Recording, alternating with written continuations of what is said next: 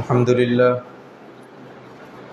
لله نحمده ونستعينه ونستغفره ونؤمن به ونتوكل عليه ونعوذ بالله من شرور أنفسنا ومن سيئات أعمالنا من يهده الله فلا مضل له ومن يضلله فلا هادي له ونشهد أن لا إله إلا الله وحده لا شريك له وأشهد أن محمدا عبده ورسوله الذي أرسله بالحق بشيرا ونذيرا وداعيا إلى الله بإذنه سراجا منيرا أما بعد فقد قال الله تعالى وتبارك في كلامه المجيد بعد أعوذ بالله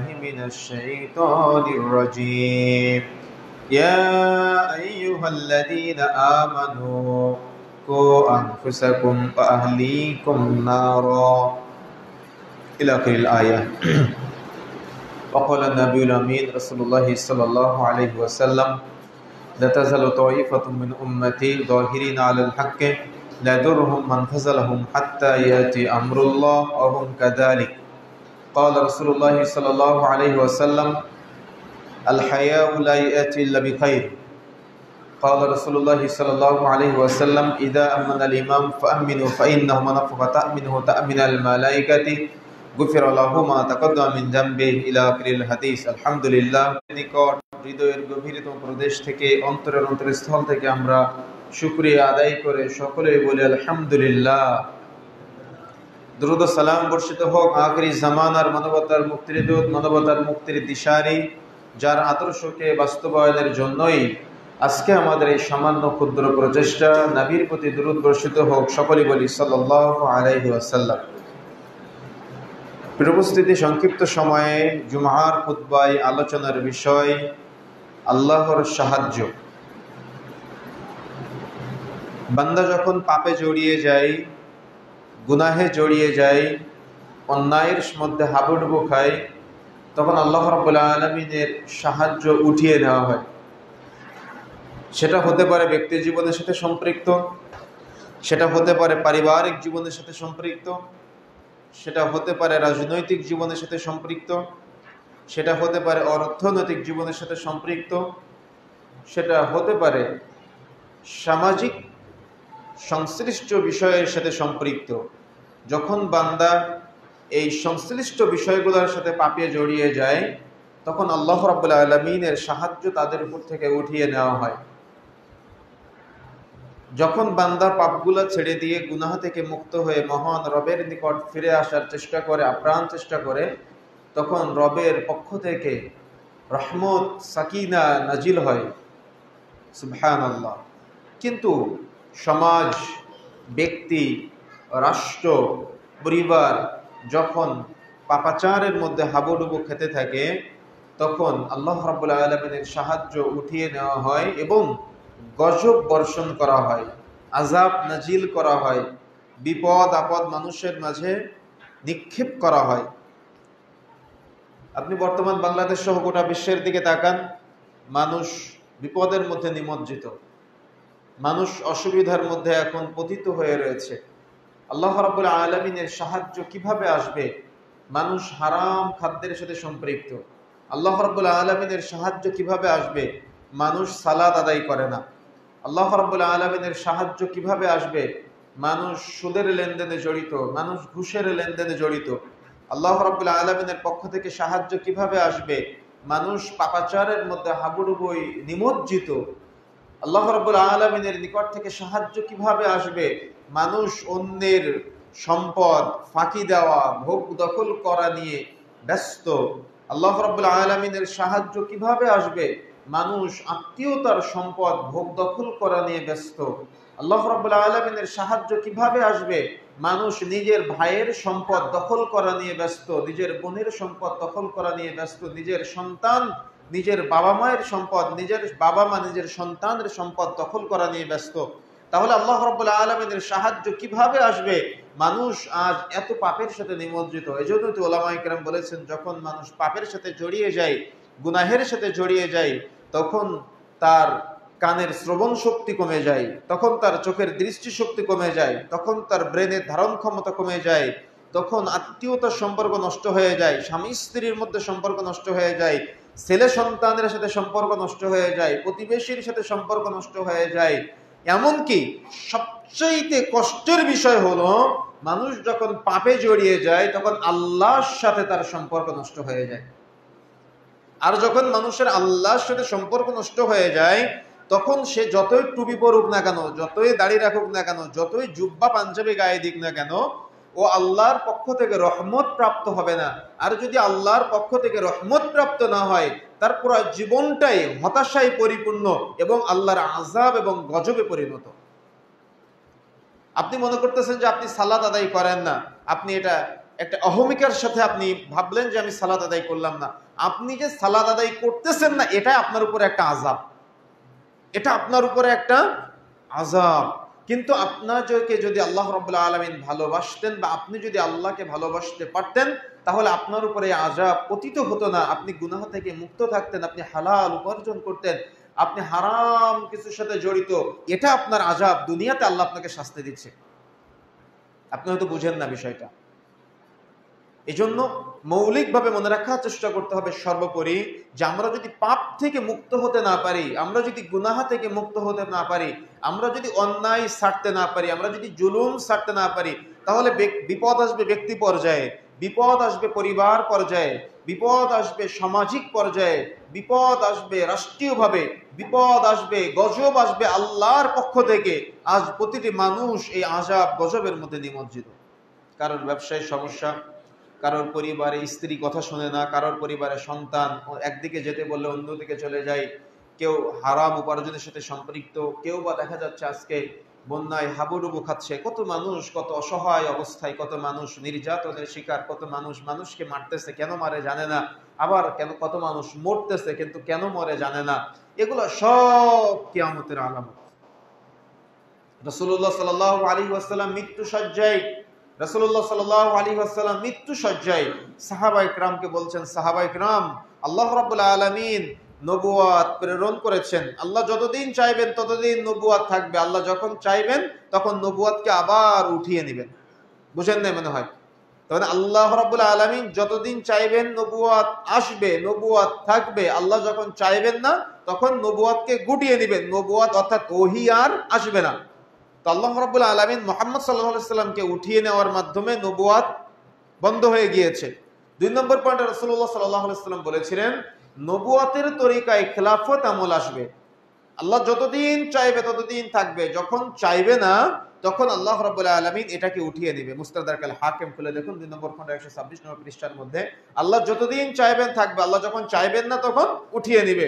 3 নম্বর পয়েন্টে আল্লাহ রাসূল সাল্লাল্লাহু আলাইহি সাল্লাম বললেন, তারপরে আসবে স্বৈরাচারী রাজা বাদশাদের আমল, যারা মানুষের উপরে জুলুম নির্যাতন করবে, স্বৈরাচার যাদেরকে বলা হয়। আল্লাহ রাসূলুল্লাহ সাল্লাল্লাহু আলাইহি সাল্লাম বলেন, আল্লাহ রাব্বুল আলামিন যতদিন চাইবে ততদিন থাকবে, যখন আল্লাহ চাইবেন না তখন তাদেরকে উঠিয়ে নেবেন। 4 নম্বর পয়েন্টে রাসূলুল্লাহ সাল্লাল্লাহু আলাইহি সাল্লাম বললেন, তারপরে আসবে জবর দখলকারী শাসকের আমল, যখন মানুষ জোর করে মানুষের উপরে শাসন ক্ষমতা প্রয়োগ করবে। রাসূলুল্লাহ সাল্লাল্লাহু আলাইহি সাল্লাম বলেন, আল্লাহ রাব্বুল আলামিন যতদিন চাইবে ততদিন এটা থাকবে, যখন চাইবেন না তখন উঠিয়ে নেবে, তবে এটার সময়সীমা অল্প। কথা বুঝেন না মনে হয়? মানুষ জোর করে মানুষের উপরে অধিপতি বিস্তার করবে, মানুষ জোর করে মানুষের উপরে ক্ষমতা আরোপ করবে, মানুষ জোর করে মানুষের প্রতি মানুষ তার ব্যক্তিত্বের ভার ওজন চাপিয়ে দেওয়ার চেষ্টা করবে, অর্থাৎ ক্ষমতা প্রয়োগ করবে জোর করে। রাসূলুল্লাহ সাল্লাল্লাহু আলাইহি সাল্লাম বলছেন, আল্লাহ রাব্বুল আলামিন যতদিন চাইবে ততদিন থাকবে, যখন চাইবেন না তখন উঠিয়ে নেবে, তবে এটার সময়সীমা হলো অত্যন্ত অল্প। রাসূলুল্লাহ সাল্লাল্লাহু আলাইহি সাল্লাম বললেন, তারপরে ঈসা আলাইহিস সালাম, ইমাম মাহদী, তাদের মাধ্যমে গোটা পৃথিবীতে একটা ইসলামের বিচরণ ঘটবে। যখন একটা ইহুদি গাছের আড়ালে পালিয়ে থাকলে গাছ বলবে যে আমার আড়ালে একটা ইহুদি লুকিয়ে আছে, তুমি তাকে হত্যা করো। শুনেছেন না? হাদিসের এতটুকু অংশ শুনেছেন, কিন্তু প্রথম অংশগুলা রাসূলুল্লাহ সাল্লাল্লাহু আলাইহি সাল্লামের বাস্তব এই কথাগুলো আমাদের মনে রাখার চেষ্টা করতে হবে। এখন এই বিষয়কে সামনে রেখে আমি আপনি বর্তমান ফিতনার মধ্যে নিজের জীবন বিলিয়ে দিচ্ছি, কিন্তু আমি যে কেন আমার জীবনটা দিলাম, এটা কি আমি আমার রবের জন্য দিলাম? আমি জানি না। আবার আমি আরেকজনের জীবন নেওয়ার জন্য উঠে পড়ে লেগে গিয়েছি। আমি যে আরেকজনের জীবনটা নিলাম, আমি কেন তার জীবনটা নিলাম? জীবনটা নেওয়ার মধ্যে আমার স্বার্থ কি? এখানে কি স্বার্থের মধ্যে লিল্লাহ আছে? যদি লিল্লাহ না থাকে তাহলে আপনি কোনো যুক্তি দিবেন না আমার কাছে। কথা বুঝেন না মনে হয়? কথা কি বুঝতে পেরেছেন? একটা হলো লিল্লাহি রাব্বিল আলামিন, আমার জীবন, আমার মরণ, আমার সালাত, আমার কুরবানি হতে হবে লিল্লাহি রাব্বিল আলামিন, আল্লাহর জন্য। এখন আমার মৃত্যুটা যদি আল্লাহর জন্য না হয়, আমি যে আরেকজনকে মারবো এটা যদি আল্লাহর জন্য না হয়, তাহলে আমার এই মৃত্যু বা আমি যে আরেকজনকে মারবো, তাহলে আমার এই মৃত্যুটা কি জাহির মৃত্যু হবে না, নাকি আমার মৃত্যুটা আল্লাহর জন্য হবে? এটা বিবেকবানদের জন্য প্রশ্ন। এখন আপনি হয়তো বলতে পারেন ফিতনার মধ্যে আমি কি করব? জি, ফিতনার মধ্যে আপনি রাসূলুল্লাহ সাল্লাল্লাহু আলাইহি সাল্লাম পথ দেখিয়েছেন। যখন আপনি দিশেহারা হয়ে যাবেন, যখন আপনি পথ খুঁজে পাবেন না, সিরাতে মুস্তাকিম পাবেন না, তখন আপনি আপনার নিজের জায়গায় অটুট থেকে কোরআন ও সহিহ সুন্নাহ ফলো করে আপনি গাছতলায় থাকেন, তবুও আপনি একা থাকেন, কিন্তু ফিতনা থেকে দূরে থাকেন। কিন্তু অনিশ্চয়তায় ভোগা যাবে না যে আমার জীবন আমি আল্লাহ ব্যতীত কারোর জন্য উৎসর্গ করব না। এই নিয়ত থাকতে হবে, আমার জীবন আমি আল্লাহ ব্যতীত কারোর জন্য উৎসর্গ করব না, আর আমি আল্লাহর নির্দেশ ব্যতীত কারোর জীবন হরণ করব না।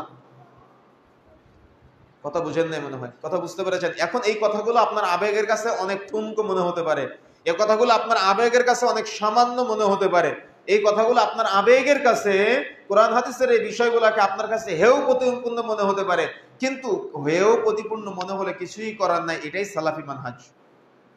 যদি আপনার মানহাজ ঠিক না থাকে, তাহলে আপনি যতই বলেন না কেন যে আমি এটা চাই, আমি ওটা চাই, তাহলে আপনার ওই চাওয়াটা আল্লাহর জন্য হবে না।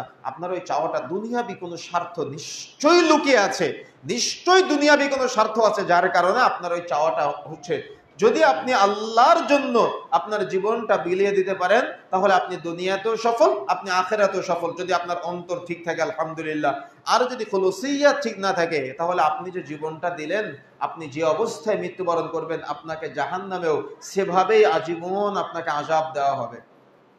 এখন চিন্তা আপনার যে আপনি আপনার জীবনটা কার জন্য বিলাবেন? আপনি আপনার এই আল্লাহ রাব্বুল আলামিন সুন্দর একটা মস্তিষ্ক দিয়েছেন, ব্রেন দিয়েছেন, আপনি এই ব্রেনটা আল্লাহর সাহায্যের জন্য অপেক্ষা করবেন, নাকি আপনি আবেগী হয়ে আপনার জীবনটা দুনিয়াবি কোনো স্বার্থে বিলীন করে দিবেন?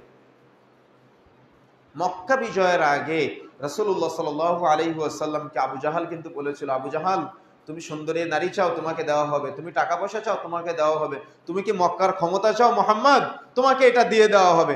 মুহাম্মদ সাল্লাল্লাহু আলাইহি সাল্লাম চাইলে কি পারতেন না? কি মনে হয় আপনার কাছে? আমি তিনটা উদাহরণ দেব, একটা দিলাম। 2 নম্বরে হলো ফিরাউন মারা যাওয়ার পরে, বলেন তো ফিরাউনের সিংহাসনের অধিকারী কে ছিল? বলতে পারেন আপনি? কে ছিল? ফিরাউন মারা যাওয়ার পরে ফিরাউনের সিংহাসনের অধিকারী কে ছিল? মূসা আলাইহিস সালাম। তো মূসা আলাইহিস সালামকে ফিরাউন একই অফার দিয়েছিল, তুমি তোমার এই তাওহীদের দাওয়াত, কালিমার দাওয়াতটা বন্ধ করো, আমার পরবর্তীতে তুমি তো সিংহাসনের দায়িত্ব পাবে, এজন্য তোমাকে কর্মঠ হতে হবে, তোমাকে প্রশিক্ষণ প্রাপ্ত হতে হবে। মূসা আলাইহিস সালাম গ্রহণ করেছিলেন। এবার আসেন ইব্রাহিম আলাইহিস সালামের কাছে। ইব্রাহিম আলাইহিস সালামকে যখন নমরুদ বলেছিল, ইব্রাহিম আনা রাব্বুকুমুল আলা, আমিই তো সবচাইতে বড় রব, তুমি আবার কোন রবের দাওয়াত নিয়ে আবির্ভাব হলে? ইব্রাহিম, তুমি তোমার দাওয়াতটাকে বন্ধ করো, তুমি কি চাও? তোমাকে সব দেওয়া হবে। তুমি কি ক্ষমতা চাও?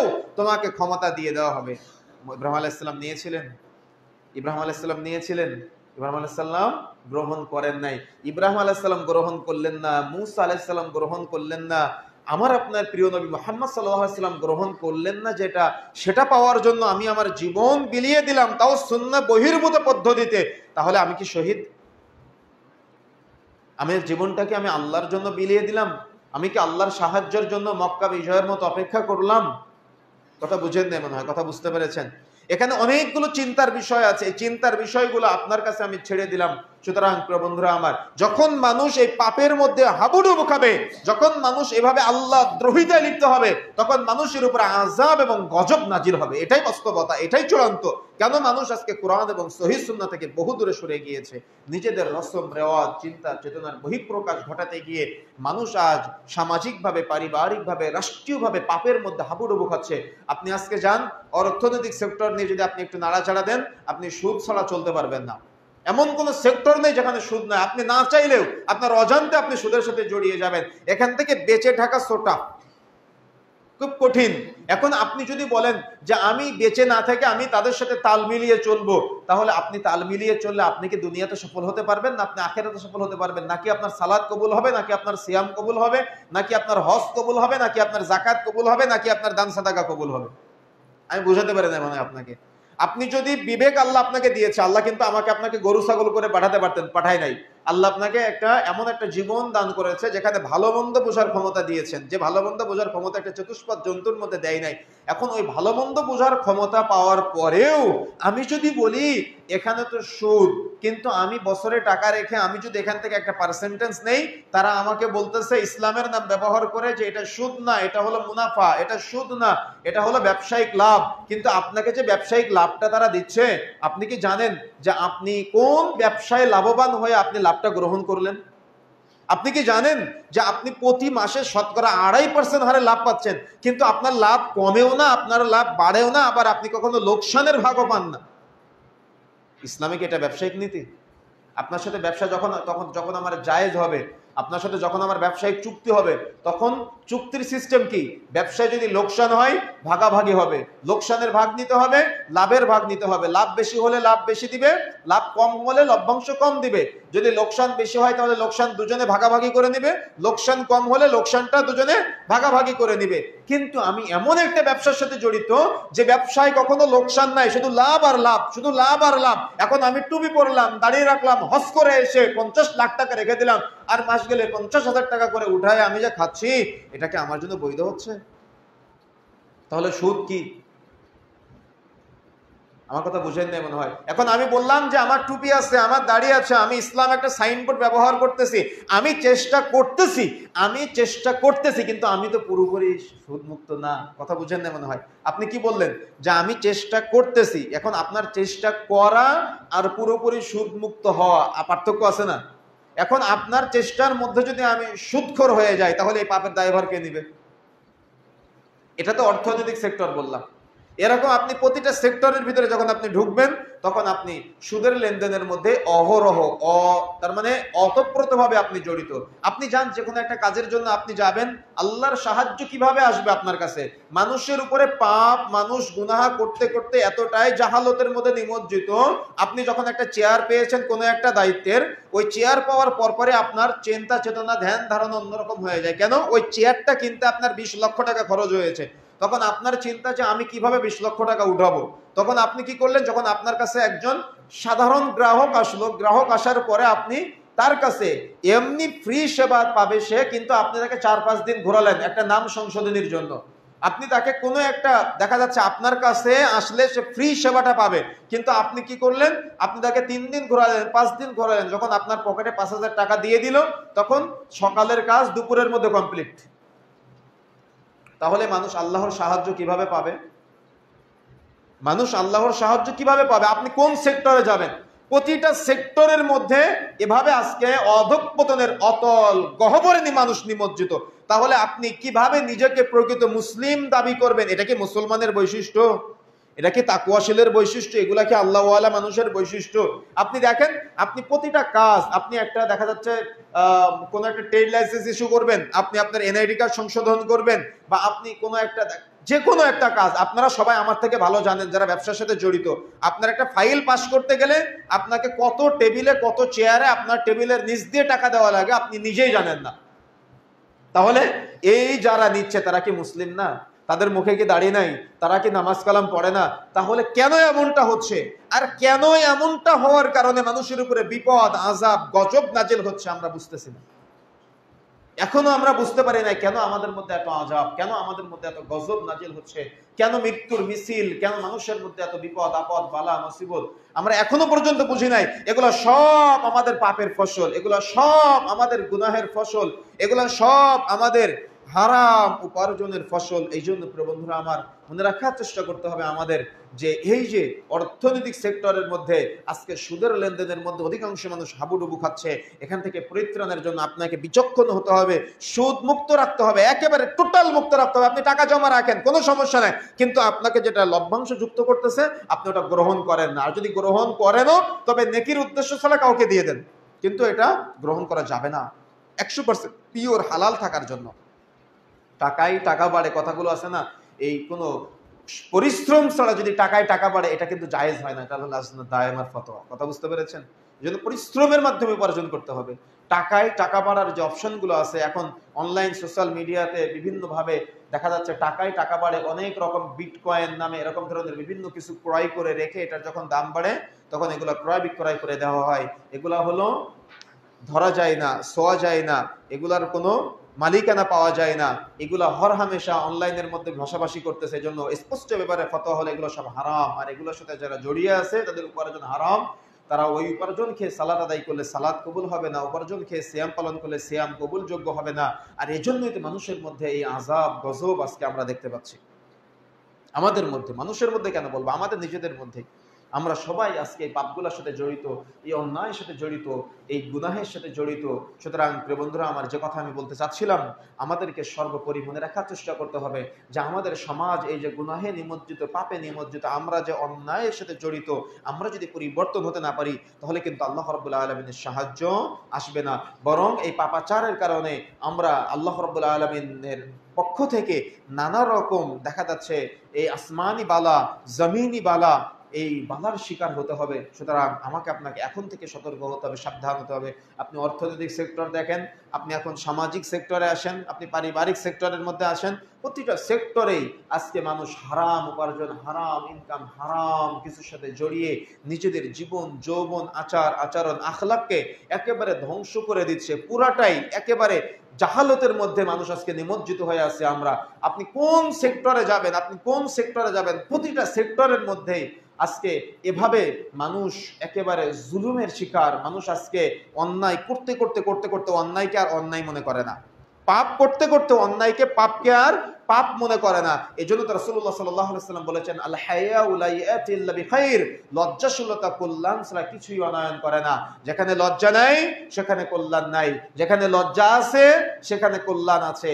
এই লজ্জার তিনটা ব্যাখ্যা আছে। যদি এই তিনটা ব্যাখ্যা আজকে থেকে আপনারা শিখতে পারেন তাহলে আমি মনে করি এই একটা হাদিস আপনার আমার জীবনে পরিবর্তনের জন্য যথেষ্ট।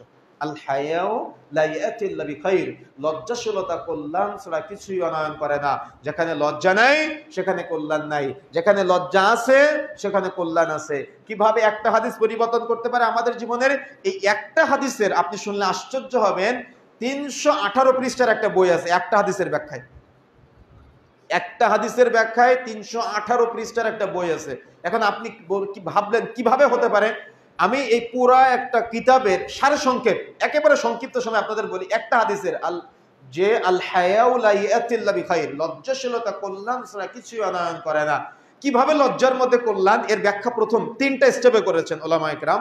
3টা স্টেপের প্রথম স্টেপ হলো নিজেকে নিজে লজ্জা পাওয়া। যদি কোনো ব্যক্তি নিজেকে নিজে লজ্জা না পায় তাহলে সে কখনো সফল হতে পারে না। যদি কোনো ব্যক্তি নিজেকে নিজে লজ্জা না পায়, তার মানে কখন লজ্জা পায় মানুষ বলেন তো? কখন লজ্জা পায় মানুষ? কখন লজ্জা পায়? যখন পাপ করার পরে ওই পাপ মানুষ জানতে পারে। কথা বুঝেন নাই? এখন ওটা তো মানুষ কেন্দ্রিক চলে গেল, কিন্তু পাপ করার পরে ওই পাপটা নিজে জানলাম, তার মানে কি করলাম বলেন তো? নিজে নিজে অনুতপ্ত হলাম। এজন্য ওলামায়ে কেরাম প্রথম স্টেপে বলেছেন যে পাপ করার পরে নিজেকে নিজে লজ্জা পাওয়া। যদি কোনো ব্যক্তি নিজেকে নিজে লজ্জা পায় তাহলে সে সফল, আর যে ব্যক্তি নিজেকে লজ্জা পায় না সে কখনো সফল না। তাহলে নিজেকে নিজে লজ্জা পাওয়ার মধ্যে সফলতা আছে। আর নিজেকে যদি নিজে লজ্জা না পান, তাহলে কখনো আপনি সফলতা অর্জন করতে পারবেন না। এই জন্য সন্তানদেরকে ছোট্ট বাল্য অবস্থায় নিজেকে নিজে লজ্জা পাওয়া শেখাতে হবে। এবং আমরা যারা আছি, আমাদের প্রত্যেকের এই চিন্তা থাকতে হবে যে আমি আব্দুল্লাহ, আমি আব্দুর রহমান, আমি আব্দুল কুদ্দুস, আমি আব্দুল সাত্তার, আমি তো এই পাপ কাজ করতে পারি না, আমি সুদ খেতে পারি না, আমি ঘুষ খেতে পারি না, আমি জুলুম করতে পারি না, আমি টেন্ডারবাজি করতে পারি না, আমি মানুষের টাকা আত্মসাৎ করতে পারি না, আমি রাসূলের সুন্নাত দাড়ি কাটতে পারি না, আমি দেখা যাচ্ছে চুলের মধ্যে উদ্ভট কাটিং দিতে পারি না, আমার দ্বারা এই পাপ করা সম্ভব না। কেন? আমি মুসলিম। কথা বুঝেন না মনে হয়, কথা বুঝতে পেরেছেন? এখন একজন ব্যক্তি, একজন ঈমানদার, একজন তাকওয়াশীল ব্যক্তি যদি অন্তত এই চিন্তা করতে পারে, নিজেকে নিজে প্রশ্ন করে যে আমি তো আল্লাহর বান্দা, আমি তো আব্দুল্লাহ, এই কাজ আমার দ্বারা সম্ভব না, তার মানে পাপ করার পরে নিজের প্রতি নিজের ক্ষোভ তার মানে প্রকাশ করা যে আমি এই পাপ করলাম, আমি এই গুনাহ করলাম, আমি এই অন্যায় করলাম, এটা আমার দ্বারা সম্ভব হলো কিভাবে? আমার দ্বারা এটা সম্ভব ছিল না। এই জন্য নিজেকে নিজে লজ্জা পাওয়া, অর্থাৎ আমার দ্বারা এটা করা সম্ভব না, কিন্তু কেন করলাম, এই কেন করলাম বলার পরে যদি আপনি 2 রাকাত সালাত আদায় করতে পারেন, তাহলে আপনার অর্জিত ওই পাপটা ক্ষমা হয়ে যায়। সুবহানাল্লাহ। এই কেন করলাম চিন্তা করার পরে যদি আপনি একটা সাজদা দিয়ে আল্লাহর কাছে ক্ষমা চাইতে পারেন, তাহলে আপনার ওই পাপটা ক্ষমা হয়ে যাবে। সুবহানাল্লাহ। এই কেন করলাম চিন্তা করে যদি আপনি রাতের শেষ তৃতীয়াংশে জাগ্রত হয়ে 2 হাত তুলে আল্লাহর কাছে দোয়া করেন যে আল্লাহ, ভুল করে আমি এই পাপটা করে ফেলেছি, আল্লাহ রাব্বুল আলামিন আপনার এই হাত খালি হাতে ফেরত দিতে লজ্জা পায়। সুবহানাল্লাহ। আপনি বুঝেন না মনে হয়, বুঝতে পেরেছেন? আপনি কি বুঝতে পেরেছেন যে পাপ করার পরে, কিন্তু আপনার বয়স 50 বছর, আপনি 50 বছরের পাপ নিয়ে কি অনুধাবন করেছেন কখনো? কিন্তু বরং আমাদের চিন্তা কি জানেন, যে অন্য ব্যক্তি আমাকে দেখলে লজ্জা পাক। আমাদের চিন্তা এমনটা, তার মানে নিজেকে নিজে লজ্জা পাওয়া না, বা আরেকজনকে দেখে লজ্জা পাওয়া না, বরং আমাদের চিন্তা হলো যে আরেকজন ব্যক্তি আমাকে ভয় পাক, আরেকজন ব্যক্তি আমাকে লজ্জা পাক। তার পাপগুলা প্রকাশ করতে আপনি ব্যাপক পছন্দ করেন, কিন্তু আপনার আমার নিজের আমলনামা ঘাটলে, নিজের পাপের দিকে তাকালে, নিজের দিকে তাকাতে ঘৃণা জন্ম হবে যে এত পাপ করেছি জীবনে, এত অন্যায় করেছি জীবনে, আমি এত জালেম, আমি এত জুলুম করেছি মানুষের সাথে, আমি এত গুনাহ করেছি। এগুলা চিন্তা করলে তো ঘুম হওয়ার কথা না রাতে। এজন্য নিজেকে নিজে চিন্তা করে নিজেকে লজ্জা পাওয়া। যদি কোনো ব্যক্তি এভাবে নিজেকে লজ্জা পায়, তাহলে সে সফল। আর যদি নিজেকে লজ্জা না পায়, তাহলে সে কোশ্চিনকালেও দুনিয়াতে সফল হতে পারবে না, সে আখিরাতেও সফল হতে পারবে না, অসম্ভব, হতেই পারে না। 2 নম্বর পয়েন্টে রাসূলুল্লাহ সাল্লাল্লাহু আলাইহি সাল্লাম ব্যাখ্যা, অর্থাৎ হাদিসের ব্যাখ্যায় উলামায়ে কেরাম বলেছেন, বিশেষ করে ইমাম নববী রাহিমাহুল্লাহ বলেছেন যে নিজেকে নিজে লজ্জা পাওয়ার পরে অভিভাবকদের লজ্জা পাওয়া। তার মানে অভিভাবককে, আপনার সন্তানের অভিভাবককে, আপনার স্ত্রীর অভিভাবককে, আপনার অভিভাবককে, আপনার অধীনস্থদের অভিভাবককে। কথা বুঝতে পেরেছেন? আমি প্রশ্ন করেছি কিন্তু, আপনার সন্তানের অভিভাবককে, আপনার স্ত্রীর অভিভাবককে, আপনার অভিভাবককে, আর আপনার অধীনস্থদের অভিভাবককে, কে বা কারা? যদি আপনি এভাবে চিন্তা করতে পারেন, তাহলে যারা বড় আছে তাদের শ্রদ্ধা করা বা তাদেরকে লজ্জা পাওয়া, তার মানে বড়দের সামনে পাপ করা থেকে বিরত থাকা। অর্থাৎ বড় ব্যক্তি, সিনিয়র ব্যক্তি যখন থাকবে কেউ, তখন তার সামনে পাপ করা থেকে লজ্জা পাওয়া, এটাকে ইমাম নববী রাহিমাহুল্লাহ যুক্ত করেছেন। তবে এই 3টা পয়েন্টের মধ্যে এটা নাই। 3 নম্বর পয়েন্ট যেটা, 2 নম্বর পয়েন্ট একটু পরে আলোচনা করতেছি, তবে এটা ইমাম নববী রাহিমাহুল্লাহ একটু এক্সট্রা বলেছেন যে অভিভাবকদের লজ্জা পাওয়া, বড়দের লজ্জা পাওয়া। বড়দের যদি লজ্জা পায়, নিজেকে নিজে লজ্জা পাওয়ার পরে, তাহলে তিনি অনেক পাপ থেকে বেঁচে যাবে। প্রথমে নিজেকে নিজে লজ্জা পেলে সব পাপ থেকে বাঁচা যায়। কথা বুঝতে পেরেছেন? আর যদি বড়দের লজ্জা পাওয়া যায়, তাহলে অনেক পাপ থেকে বাঁচা যায়, যে পাপ প্রকাশ্যে করা হয়। বড়রা যখন সামনে থাকবে তখন পাপ করবে না। তবে ইমাম নাসরুদ্দিন আলবানী রাহিমাহুল্লাহ বলেছেন এইটা তখনই বাস্তবায়ন করা সম্ভব হবে। কোনটা বলেন তো? বড়দের লজ্জা পাওয়া। বড়দের লজ্জা পাওয়া তখনই বাস্তবায়ন করা সম্ভব হবে যখন বড়রা ছোটদের লজ্জা পাবে। এটা হলো 2 নম্বর পয়েন্ট। কথা বুঝেন না মনে হয়, কথা বুঝতে পেরেছেন? আমি বুঝাতে পারি না মনে হয়। ইমাম নববী রাহিমাহুল্লাহ যে কথা বলেছেন যে ছোটরা বড়দের লজ্জা পাবে, তো ইমাম নাসরুদ্দিন আলবানী রাহিমাহুল্লাহ বলছেন এটা বাস্তবায়ন করা তখনই সম্ভব হবে যখন বড়রা ছোটদের লজ্জা পাবে। কেন? এটার ব্যাখ্যা আসছে নিশ্চয়ই। কেন এমনটা বলেছেন ইমাম নাসরুদ্দিন আলবানী রাহিমাহুল্লাহ? এটা বলার কারণ হলো, বড়রা যদি ছোটদের সামনে পাপ করে, তাহলে বড়দের গায়রত থাকে না। বড়রা যদি ছোটদের সামনে পাপ করে, তাহলে ছোটদের নাসিহা করতে পারে না। বড়রা যদি ছোটদের সামনে জুলুম করে তাহলে সে বলতে পারবে না তুমি কখনো জুলুম করবে না। বড়রা যদি ছোটদের সামনে মিথ্যা বলে তাহলে সে বলতে পারবে না তুমি মিথ্যা বলবা না। বড়রা যদি ছোটদের সামনে দাড়ি কাটে সে তার অধীনস্থদের বলতে পারবে না যে তুমি দাড়ি কাটবা না। বড়রা যদি ছোটদের সামনে সুদ খায় তাহলে ওই বাবা সন্তানকে বলতে পারবে না যে তুমি কখনো সুদ খাবা না। দেখা যাচ্ছে বড় ভাই যদি ছোট ভাইয়ের সামনে ঘুষের লেনদেন করে তাহলে বড় ভাই কখনো ছোট ভাইকে বলতে পারবে না যে তুমি ঘুষ খাবে না। বড় ভাই যদি কোনো দেখা যাচ্ছে অপকর্মের সাথে জড়িয়ে যায় তাহলে কখনো তার ছোট ভাইকে বলতে পারবে না যে তুমি এই কাজটা করো না। কেন বলতে পারবে না? ও ওই পাপ করে, ও ছোট ভাই জানে, তার মানে ছোটদের লজ্জা পায় না, যার তার সামনে পাপ করে। এই জন্য ছোটরা তাকে সম্মান করে না, ছোটরা তাকে মর্যাদা দেয় না, ছোটরা তাকে ভালোবাসে না। আর এজন্য ডানে যেতে বলে বামে চলে যায়, বামে যেতে বলে ডানে চলে যায়, একেবারে বিশৃঙ্খলাময় পরিবেশ তৈরি হয়ে যায়, যার বাস্তব চিত্র বর্তমানে আপনি দেখতেছেন, যার বাস্তব চিত্র বর্তমানে আমরা দেখতেছি না আজকে সমাজের। আমি যেটা বললাম এটারই তো বাস্তবতা।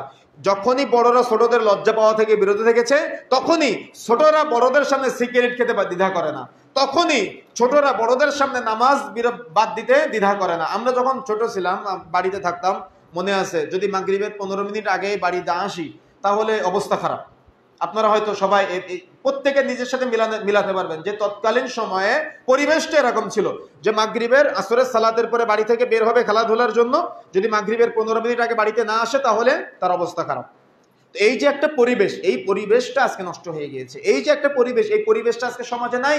সমাজে না থাকার কারণে আজকে এমন একটা সময় গিয়েছে, জুমার দিন নিজেদের কথা বলতেছে, জুমার দিন দেখা যাচ্ছে অভিভাবকের সাথে 11টার আগে মসজিদে চলে গিয়েছি, কিন্তু অভিভাবক আসে সবার শেষে মসজিদে। এখন সন্তান কখন মসজিদে আসবে? জুমার দিন। অন্য দিনের কথা বাদে দিলাম, জুমার দিন আপনি একজন কুলাঙ্গার বাবা, আমি আপনাকে বললাম আপনি রাগ করলে আমার কিচ্ছু করার নাই, আপনি রাগ করলে আমার কিছুই করার নাই, আপনি দাওয়াত দিয়েন না, আপনার এখানে আসার জন্য আমার জরুরত নাই, তবে আপনাকে শুনতে হবে। আপনি একজন কুলাঙ্গার বাবা, যার কারণে আপনার সন্তান জুমার দিন শুধু এসে নামাজ ধরে, জুমার দিন আজানের আগে মসজিদে আসতে পারে না। আপনি আপনার সন্তানকে এরকম খারাপ বানিয়েছেন, আপনি আপনার সন্তানকে এরকম মানে বিপদগামী বানিয়েছেন, আপনি আপনার সন্তানকে সিগারেট খোর বানিয়েছেন, আপনি আপনার সন্তানকে হারামখোর বানিয়েছেন, আপনি আপনার সন্তানকে সিগারেট খোর বানিয়েছেন, আপনি আপনার সন্তানকে মেয়ের পিছনে ঘোরা শিখিয়েছেন, আপনি আপনার সন্তানকে হারাম অর্থাৎ সুদ খাওয়া শিখিয়েছেন, আপনি আপনার সন্তানকে ওই দেখা যাচ্ছে বাসের হেল্পারের সাথে খারাপ ব্যবহার করা শিখিয়েছেন, আপনি আপনার সন্তানকে বোনের জমি ফাঁকি দেওয়া শিখিয়েছেন, ফুফুর জমি ফাঁকি দেওয়া শিখিয়েছেন, আপনি আপনার সন্তানকে কাপড় টাকানোর নিচে পড়া শিখিয়েছেন, আপনি আপনার সন্তানকে দাড়ি কাটা শিখিয়েছেন। এজন্য আপনি হলেন কুলাঙ্গার বাবা। আপনি আপনার সন্তানকে সালাতের প্রশিক্ষণ দিতে পারেন নাই, আপনি আপনার সন্তানকে সিয়ামের প্রশিক্ষণ দিতে পারেন নাই, আপনি আপনার সন্তানকে লজ্জার শিক্ষা দিতে পারেন নাই, আপনি কুলাঙ্গার বাবা। আপনাকে উদ্দেশ্য করে বলা হয়েছে কিয়ামতের মাঠে সন্তান বাবাকে না নিয়ে জাহান্নামে যাবে না। আপনি বুঝেন না বিষয়টা, আপনি বিষয়টা উপলব্ধি করতে পারেন নাই। একটা হাদিস পুরো জীবন পরিবর্তন করে দিতে পারে রাসূলুল্লাহ সাল্লাল্লাহু আলাইহি সাল্লামের ভাষণ অনুযায়ী, কারণ পুরাটাই কল্যাণ। আর যদি আপনি কল্যাণ খুঁজে না পান তাহলে আপনি ব্যর্থ। আপনি যদি কল্যাণ খুঁজে না পান আপনি নিজে ব্যর্থ, আপনি অন্যকে ব্যর্থ প্রমাণ করবেন না, আপনি নিজে ব্যর্থ, নিজেকে ব্যর্থ ভাববেন আপনি, যা আপনি এখনো পর্যন্ত আপনার সন্তানের চুলের কাটিংটা ঠিক করতে পারেন নাই। আপনার সন্তানের ডানে এক কালার চুলের, বামে এক কালার, সামনে এক কালার, পিছনে এক কালার। আপনি একজন কুলাঙ্গার বাবা, তাই এটা সম্ভব হয়েছে, তাছাড়া সম্ভব হতো না। বাবা বেঁচে থাকতে এটা সম্ভব না, একজন ইমানদার বাবা বেঁচে থাকতে এটা কখনো সম্ভব না, এটা সম্ভব না। যারা ঘুরে বেড়াচ্ছে এভাবে, এদের বাবা বেঁচে নেই নিশ্চয়ই। আর যদি বাবা বেঁচে থাকে তাহলে তারা হলো কুলাঙ্গার বাবা। বাবা বেঁচে নেই, বাবা বেঁচে থাকলে এটা কখনো সম্ভব হতো না। এই জন্য মনে রাখার চেষ্টা করতে হবে, লজ্জা হারিয়ে যায়। যার বাস্তব চিত্রগুলো আপনি দেখেন আজকে রাস্তার ধারে, একজন আলেম দাঁড়িয়ে আছে তোয়াক্কা করে না, একজন মহিলা দাঁড়িয়ে আছে তোয়াক্কা করে না, একটা শিশু দাঁড়িয়ে আছে তোয়াক্কা করে না, ইমাম সাহেব দাঁড়িয়ে আছে তোয়াক্কা করে না, খতিব সাহেব দাঁড়িয়ে আছে তোয়াক্কা করে না, তার নিজের ছেলে দাঁড়িয়ে আছে তোয়াক্কা করে না, তার ছোট ভাই দাঁড়িয়ে আছে তোয়াক্কা করে না, তার বাবা দাঁড়িয়ে আছে তোয়াক্কা করে না, তার আপন চাচা মুরব্বী মানুষ দাঁড়িয়ে আছে তোয়াক্কা করে না, তার দাদা দাঁড়িয়ে আছে, কাউকে সে কেয়ার করে না। ও ওর বাবার সামনে, দাদার সামনে, ছেলে মেয়ের সামনে, স্ত্রীর সামনে ও সিগারেট খায় আর যার তার সামনে ধোঁয়া ছেড়ে দেয়। আপনি দেখেন নাই মনে হয়, দেখেননি আপনি? এটা কেন করে? মানুষের যে পাপ করে, প্রকাশ্যে পাপ করে। পাপ করতে গেলে লজ্জা পাওয়া দরকার ছিল, বলেছিলাম না? পাপ করতে গেলে লজ্জা পাওয়া দরকার ছিল।